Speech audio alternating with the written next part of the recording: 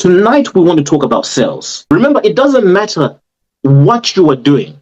It doesn't matter what you're putting together. It doesn't matter the idea. It doesn't matter the service that you have, the product that you have. It doesn't matter the business that you want to get into. At the end of the day, it all converts into a sale. So if you've done every single other thing, which I'm not saying you've done, right? But what we're saying is you've done what you've done, or you've thought of what you've thought of. But then are you able to then get your product into another person's pocket and their money into yours at the end of the day? Do you actually know how to do it by design? Not like, this worked, but it didn't work the next time, and it didn't work the next time, and the next time, and the next time. And, you really don't know the design of selling, what you're trying to achieve, and how you can actually get the sales that you're supposed to get. You see, even in the law of mathematics, now it's not to say that I believe in this 100%, because we then look at it from a spiritual point, but then I understand the underlying factor that's being noted. In the law of mathematics, they say that one time, if something happens once, then it's happened by chance. If it happens twice, then there is a coincidence. If it happens 3 times, then that means there is an underlying reason why that thing is happening. So I always say that I'm able to teach people the science of business. When I say that, what I'm simply saying is that we create a certain environment with certain factors in any one of your businesses, and you will see a certain result coming out. Because when you can consistently do something, it means that there is a reason why it's happening. But if you're not consistently doing something, then there is a principle that you have not mastered. Hope you're getting me. For as long as you're able to consistently do something, then there is an underlying principle which is driving that thing. But if you're doing it sometimes, and sometimes you can't, and sometimes you can, and sometimes you can't, then that means that you have not come to a point whereby you've actually understood the structure of sales and how to actually get a sale done. I want you to get everybody that some people here, you've got retail businesses, or you want to get into retail, you've got clothing businesses, you sell chickens, you're teachers, you are anything that you are, really does not matter. But then I want you to understand that in your industry, there are already thousands, or if not tens of thousands, if not millions of sales that are taking place on a daily basis. You're just not a part of them. A lot of people say that there are too many people that are selling jeans these days. There are too many people that have boutiques. There are too many people that are coaches. There are too many people that have gyms, right? The fact that there are too many people that are doing all of these things, they open that because they know that there's a customer base. Okay, so what we're saying is there are already tens of thousands of people that want to buy what you have. Number one, they don't know who you are, and even if they knew, you don't know how to sell to them. Because when you look at the clothing industry as a whole, you'd realize it's going up. People are buying more and more every year. So why is it that your sales are not increasing? It's because number one, people don't know who you are, and number two, for those that know who you are, you don't know how to sell to them.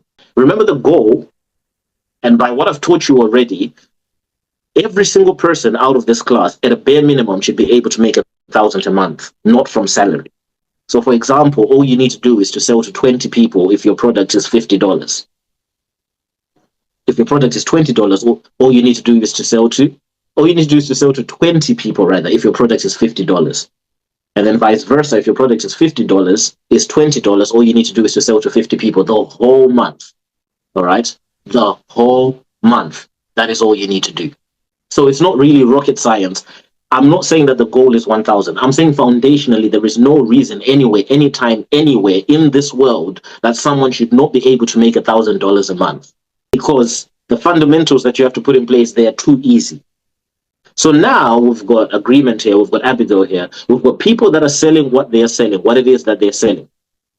What is it that we are getting wrong? The first thing that I'm going to say is, the primary reason why people cannot sell is because they have not sold to themselves. Right? I'm going to say that again. The primary reason why people cannot sell is because they have not sold to themselves. Now you may ask, what does that mean? What that means is, if you were not you, would you buy your product? And be honest. The thing about business is that you have to be honest. If you were not the one selling your product, would you buy it? That is the first thing that you want to be able to analyze. If I was not the one selling this product, would I buy it? Let me divorce myself from the business, become the customer or the client of my business. Would I buy this product? Some of you are going to lie to yourselves and say, yeah, because it's so valuable, because it's whatnot. Would you buy it? That is the first question you have to ask yourself. So you can't sell because you have not yet sold to yourself. And if you say, yeah, I'll buy it. No. Why would you buy yours? Why would you not buy next door? Why would you not buy from the shop that's across the road? Why would you not buy from, your cousin that does the same thing? If you were not you, would you buy your product? Would you buy your service? And for you to be able to answer that question, you have to honestly separate yourself from the business, because you are trying to sell me your shoes. Have you ever sold you your shoes? You wouldn't buy it. Look, a lot of you have, I'm just going to say this now, this is just giving you a depiction. A lot of you have businesses, or you want to get into business, right? If you look at the clothes that you wear Nike or Adidas or whatever label more than you wear your company t-shirt. And you say, I don't have a company t-shirt. Why don't you have one? It's $7. For those that are in countries that use dollars, or maybe £10, or maybe, I don't know, 70 rands. So you walk around advertising Nike, you walk around advertising Adidas, you walk around advertising Mr. Price. Already, why are you not wearing the t-shirt for your company? Because it's not fashionable? Are you trying to be fashionable, or are you trying to make people know about you? And you may say, no, my company is small. It doesn't matter.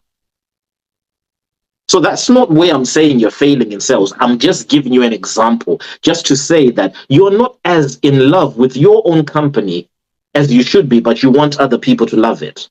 So a lot of people think that, no, when you grow, that's when you have t-shirts. I'm just going to tell you as it is. These things are cheap.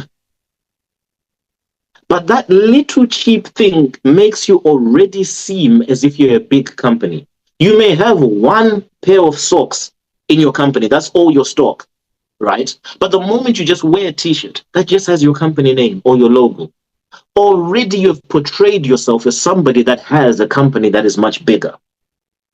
It's not rocket science. It's really not rocket science.